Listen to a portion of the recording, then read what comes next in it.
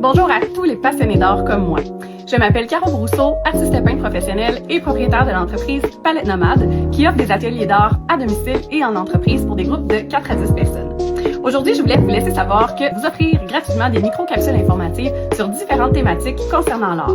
Je vais vous offrir une capsule à peu près à chaque semaine pour vous permettre d'explorer un nouveau thème, une nouvelle approche ou une nouvelle démarche complètement. On va regarder ensemble différentes techniques, différents styles artistiques et on va tester des choses. Vous allez pouvoir y aller à votre rythme. Première capsule, aujourd'hui, on va parler des gris.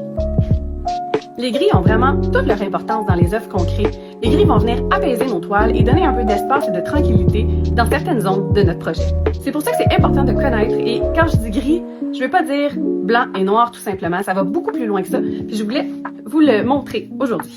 Je suis pratiquement sûre que vous n'avez jamais vu quelqu'un mélanger du gris aussi vite que moi. Vous avez remarqué, j'ai créé un gris moyen ici. Ce que je vais faire, c'est que je vais vous montrer comment on peut altérer ou changer en fait la couleur de mon gris. Évidemment, si je le veux plus pâle, je vais mettre un peu plus de blanc. Mais si je veux lui ajouter une petite teinte, je vais choisir une de mes 3 couleurs primaires et je vais teinter mon gris. Alors, c'est un gris qui est un peu plus verdâtre. Si je viens chercher un peu de rouge, je vais avoir un gris rosé, comme ça. Et évidemment, si je viens chercher mon bleu, je vais avoir un gris bleuté, un gris acier.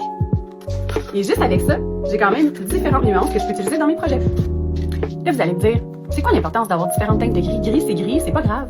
Ben oui, c'est un peu important en fait, parce que si votre œuvre est juste toujours gris, il va manquer quelque chose. Si on veut se démarquer puis avoir un petit peu plus de différentes nuances, ça peut être très intéressant d'aller travailler avec des gris. Par exemple, si vous travaillez une toile qui est avec beaucoup de rouge, on pourrait venir chercher soit un gris rosé ou aller en contraste puis aller chercher un gris avec un petit peu plus de jaune pour illuminer. Il y a beaucoup de possibilités à ce moment-là quand on fait ça. En fait, ce que ça fait, c'est que ça va dénaturer nos couleurs et ça donne un petit peu plus de profondeur.